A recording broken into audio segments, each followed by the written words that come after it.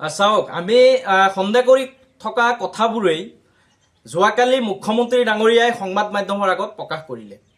সমগ্ৰ অসমত এছআৰ প্ৰক্ৰিয়াৰ নামত বৈধ নাগৰিকসকলৰ নাম কৰ্তনৰ কাৰণে, মিয়া মুছলমান লোকসকলৰ নাম কৰ্তনৰ কাৰণে যিবোৰ অবৈধ আপত্তি বা অভিযোগ জিলাই জিলাই দাখিল হৈ আছে, এই সকলোবোৰত মুখ্যমন্ত্ৰীৰ হাত আছে। এই কথাটো তেখেতে যোৱাকালি নিজ মুখেৰে স্বীকাৰ কৰিলে। এয়া অত্যন্ত দুৰ্ভাগ্যজনক আৰু গৰিহণাৰ যোগ্য। সাংবিধানিক পদৰ মুৰব্বী হৈ ৰাজ্যৰ মুখ্যমন্ত্ৰী এগৰাকীয়ে এটা নিৰ্দিষ্ট ধৰ্মীয় লোকসকলক টাৰ্গেট কৰি হাৰাশাস্তি কৰা কাৰ্য সুস্থিৰ গণতন্ত্ৰৰ লক্ষণ নহয়। মাত্ৰ ২৬ চনৰ বিধানসভা নিৰ্বাচনৰ বৈতৰণি পাৰ কৰিবলৈ আৰু নিজৰ গাদীখন সুৰক্ষিত কৰাৰ কাৰণেই তেখেতে এই ধৰণৰ এটা ধৰ্মক টাৰ্গেট কৰি তেওঁ হাৰাশাস্তি কৰা আৰম্ভ কৰিছে। উচ্ছেদৰ নামত হাৰাশাস্তি কৰি আছে। এফালে আকৌ বৈধ যিসকল নাগৰিক, সেই নাগৰিকসকলকো পাকে প্ৰকাৰে কেনেকৈ তেওঁ হাৰাশাস্তি কৰি ব্যস্ত ৰাখিব পাৰে, তেওঁ সেই কাৰবাৰবিলাক অসমত আৰম্ভ কৰিছে।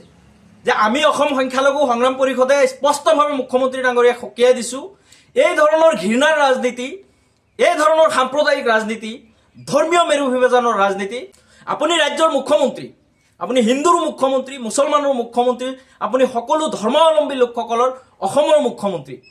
গতিকে আপুনি মুখ্যমন্ত্ৰী হৈ যেতিয়া এই ধৰণৰ নিকৃষ্ট ৰাজনীতিত নামিব, তেন্তে আমি ভৱিষ্যতৰ দিনবোৰত ৰাজ্যখনৰ কি উন্নয়নৰ আশা কৰিম?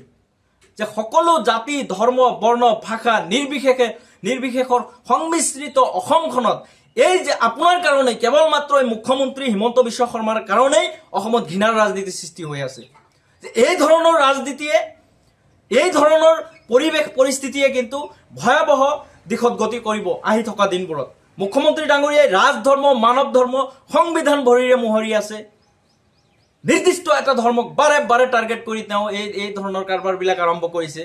এছআৰৰ জৰিয়তে এছআৰত সকলো বৈধ নাগৰিকৰ নাম অন্তৰ্ভুক্ত হোৱাটো সকলোৱে বিচাৰি আছে।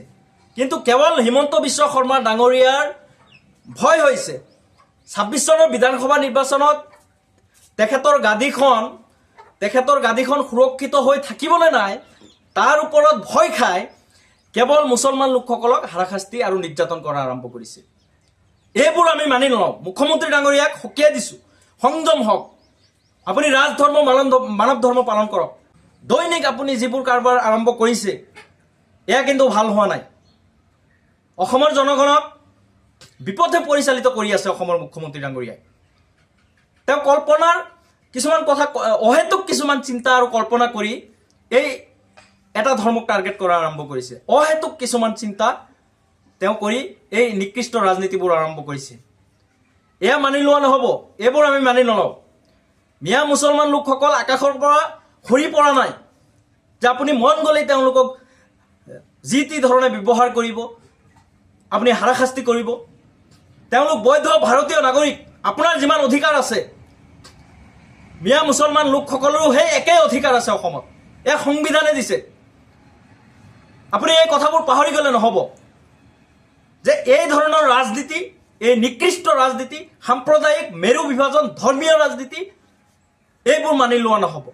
উন্নয়নৰ কথা কৈ আপুনি নিৰ্বাচনৰ বৈতৰণি পাৰ কৰক।